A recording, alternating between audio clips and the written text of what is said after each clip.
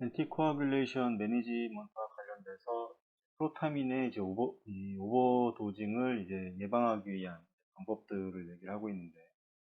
이 캐비티 서저리를 받은 이제 환자들에 대한 이 최근 트라이얼에서 이 0.6 이 미만의 프로타민 이 헤파린 레이시오가 0.8을 초과하는 환자에 비해서 이 혈액 손실이 증가하고 이 수혈 요구량이 증가하는 것으로 나타났다고 합니다. 그래서 0.6 미만으로 주는 거는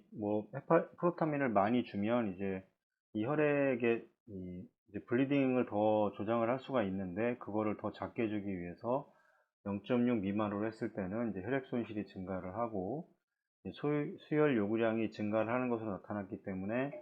이제 이걸 요약을 하자면 이제 프로타민은 이 헤파린 초기 투여량의 0.8에서 이제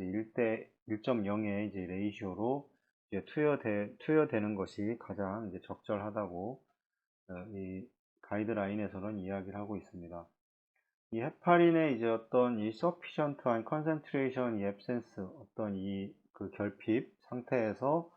이 프로타민의 이제 과도한 이제 어떤 주입을 하는 것은 이 수술 전후 출혈 및 이제 트랜스퓨전의 어떤 요구량을 이제 증가시키는 것과 이제 관련이 이제 있습니다. 그다음에 이제 엔티코아뷸런트에 대한 어떤 대안을 생각을 해보면, 이 일부 환자에서 이제 헤파린과 이제 프로타민은 이제 컨트라 인디케이션이 되는 환자들이 있습니다. 예를 들어 이제 뭐 이 프로타민에 대한 이제 심각한 이제 알러지 반응이라던가, 그다음에 이제 헤파린으로 유도된 이제 스롬보사이토페니아, 보통 이제 히시라고 보통 얘기하는데, 이거와 관련돼서는 이제 헤파린을 사용하기가 쉽지가 않고, 이러한 환자의 경우에 이제 재조합된 이제 이 히루딘은 이제 그 거머리 타액에서 이제 분리된 그 어떤 액체인데, 그 히루딘을 이용을 해서 이제 히루딘을 이용한 이제 비발리루딘 또는 이게 이제 합성된 L-아르기닌, 이제 디벌레이티브 등과 같은 이 다이렉트 스롬빈 이니비터가 이제 인디케이션이 됩니다. 그래서 이거를 사용을 해서도 이제 엔티코아뷸레이션의 이제 대체제로 사용을 이제 할 수가 있고, 개인적으로는 이거 비발로딘을 사용해서 체외순환을 운영했던 적은 제 경험은 없습니다.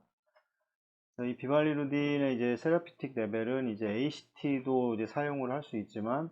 이, 이 에카린 클로팅 타임, 그러니까 ECT라고 하는 에카린 클로팅 타임을 사용을 해서 측정을 한다고 합니다. 이 에카린의 이제 클로팅 타임의 측정은 이 히루딘이라는 이제 이 그 거머리 타액에서 이 분리된 이제 항응고제 이제 히루딘을 사용을 해서 이게 치료 중에 이제 항응고제를 이제 모니터링 하기 위해서 이 에카린이라는 게 이제 뱀의 어떤 독이라고 합니다. 이 독을 이용을 해서, 이건 이제 실험실에서 이제 현장 검사는 아니고 이제 실험실에서 하는 이제 검사로서 이거에 대한 이제 그 레벨을, 그 엔티코아뷸레이션의 레벨을 이제 확인을 할 수가 있고, 실험실에서 하기 때문에 이제 시간은 좀 걸릴 것이고, 그 다음에 이제 베이스라인 ACT 이 밸류는 이제 비발루딘 투여 전에 측정되며, CPB 동안 이 2.5배의 이제 베이스라인의 ACT 타겟을 이거 타겟을 이제 하게 됩니다. 이 비발루딘의 반감기는 이제 25분에서 36분으로 이제 비교적 짧고, 헤파린의 반감기는 1시간에서 이제 보통 2시간 정도 됩니다. 그래서 이 헤파린이 1시간에서 2시간 정도 되기 때문에 이제 기본적으로는 이 루틴이 이제 30분 간격으로 이제 ACT를 계속 주기적으로 검사하는 게 이제 이 클래스 1입니다. 이게 꼭 검사를 해야 되고,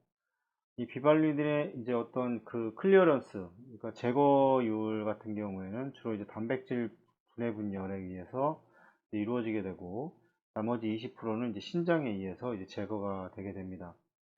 비록 문헌에서 헤파린과 비교한 이제 비발루딘의 사용은 이 포스트 오퍼레이티브 체스트 튜브 이제 아웃풋과 이제 유사하지만, 이제 파마콜로지컬 특성은 이제 스롬보시스 리스크를 최소화하기 위해 CPB 서킷의 이 블러드 스태그네이션의 이제 어보이던스를 이제 필요로 한다, 이렇게 얘기를 하고 있습니다.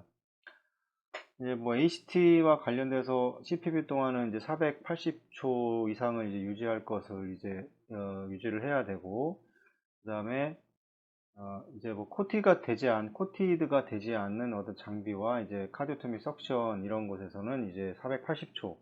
이상을 유지를 해야 되고, 그다음에 타겟 ACT는 이제 그 어떤 장비를 사용을 하느냐에 따라서 이제 그 값이 좀 달라질 수가 있습니다. 디펜던트화해서 값이 달라지게 되고, 클래스는 이제 2A로 되어 있습니다. 그래서 만약에 인디비주얼라이즈드 헤파린과 그 다음에 이 프로타민 매니지먼트는 이제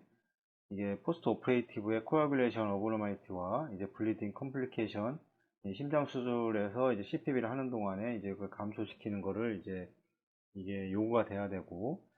그다음에 이제 이 인디비주얼 헤파린 도징 툴이 이제 이게 없는 경우에는 이것은 ACT 테스트가 이제 레귤러 인터벌, 그러니까 이제 뭐 보통 30분 간격, 뭐 이제 센터마다 좀 다를 텐데 일반적으로는 보통 30분 간격으로 이제 레귤러한 인터벌을 가지고, 그다음에 이제 그 각 기관의 프로토콜에 따라서 그다음 헤파린을 다시